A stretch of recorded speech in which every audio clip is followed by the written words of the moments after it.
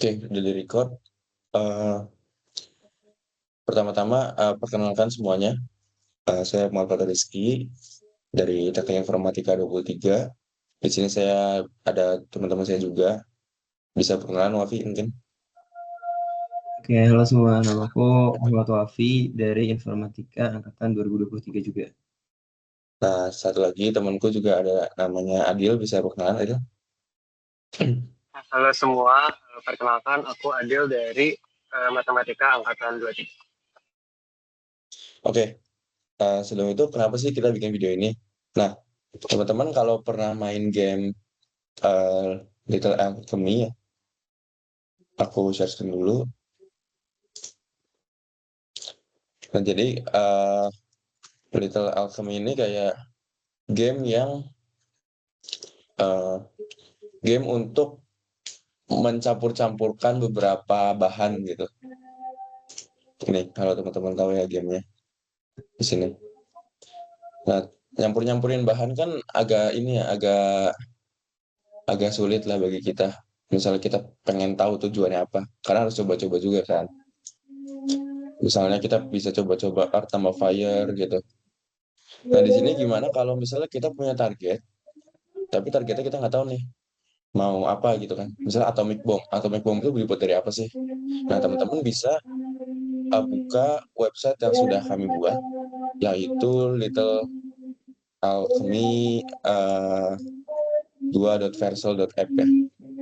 So teman-teman di sini bisa buka dan teman-teman bisa cek juga kalau di website ini tuh ada beberapa pendekatan ya yang digunakan untuk mencari resep-resepnya.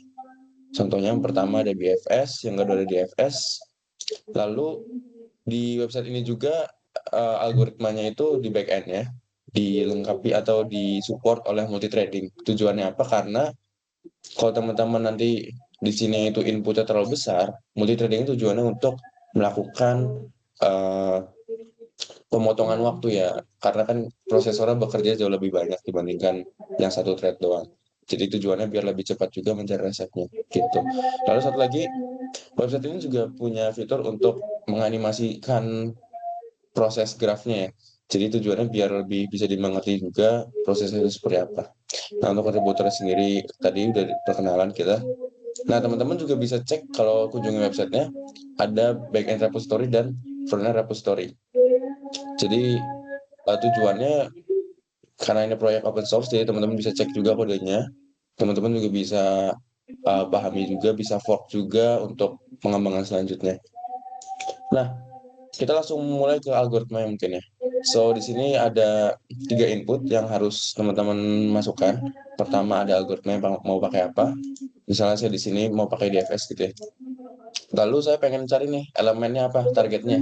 Jadi misalnya kita pengen ngebuat, let's say, kita pengen ngebuat brick gitu ya. Brick di sini dengan maksimum resep 1 gitu, let's say. Nah, di sini kita bisa cek kalau ini kita bisa ulangi ya. Kita bisa cek kalau misalnya brick itu dibuat dari mud tambah fire dan mud itu dibuat dari water tambah earth. Nah, teman-teman bisa cek juga di sini. Misalnya kita bikin water tambah earth, jadilah mud, terus tambah fire, jadilah brick. Jadi tujuan dari website ini tuh untuk memudahkan ya, teman-teman mau bikin apa, misal di sini brick, maka teman-teman bisa campurin sesuai dengan hasil yang diberikan gitu. Nah, selain itu, saya juga pengen ngejelasin kalau apa sih bedanya DFS dan BFS ya. Oke, kita coba cek kasus ini ya. Misalnya nih teman-teman, aku udah siapin untuk tire yang cukup tinggi, misalnya let's say apa ya, internet gitu ya. Internet itu dibuat dari apa sih? Nah, kalau teman-teman memakai DFS, kita akan cek dia itu akan menelusuri satu persatu. Jadi internet dibawa oleh komputer-komputer, di bawah juga ada hacker tool gitu. Jadi satu-satu ya. Nah, kalau kita pakai BFS apa bedanya kira-kira? Nah, jadi BFS itu dia menelusurinya kayak semua yang dekat dia dengan dia ditelusuri ya, langsung gitu. Jadi nggak satu persatu secara dalam gitu. Nah, tuh BFS ini kelebihannya mungkin ketika eh, digunakan BFS, maka yang akan, misal teman-teman inputnya 1, maka dia akan menemukan jalur terpendek dulu. Jadi jalur terpendek ke elemen dasarnya gitu.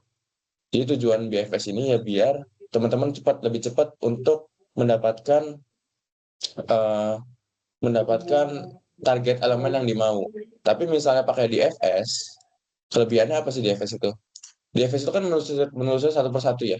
Jadi dia itu nggak, kalau kita cek nih not visited-nya, dia nggak menelusuri lebih banyak dibandingkan BFS. Kalau DFS itu kita let's say 13, BFS itu ada berapa kira-kira? Nah, BFS itu ada 114.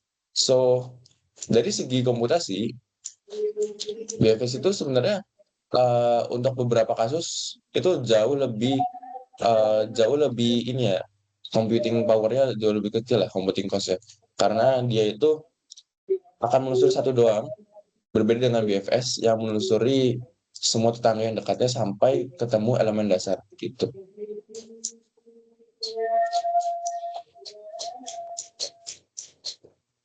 Nah, gitu ya teman-teman. So, itu aja paling dari kita ya. Website cukup simpel, teman-teman bisa langsung cobain ke gamenya juga, nanti bisa langsung mendapatkan elemen di bawah. Misalnya kita mau internet, berarti ada beberapa tahapan. Di sini kalau kita cek ada sekitar 7 tahapan ya tadi, ada 1, 2, 3, 4, 5, 6, 7 tahapan. Nah, kalau kita cek juga di sini stone itu kan kita nggak tahu pakai apa ya. Mungkin teman-teman bisa perbesar lagi maksimum research-nya dengan tujuan agar kita tahu cabang atau cara ngebuat stone ini gimana, lalu cara ngebuat live ini gimana, cara ngebuat glasses ini gimana gitu. Dan akhirnya kita bisa sampai ke target elemen. Gitu teman-teman. So, paling dari kita itu aja ya untuk demo website-nya. Semoga teman-teman bisa lebih mengerti tentang cara kerja algoritmanya dan teman-teman bisa mengembangkan lagi karena proyek ini juga bersifat open source. So, teman-teman bisa namain banyak algoritma lagi seperti misalnya bidirectional dan lain-lain. Oke, itu aja. Thank you teman-teman udah nonton. So, kami ucapkan terima kasih.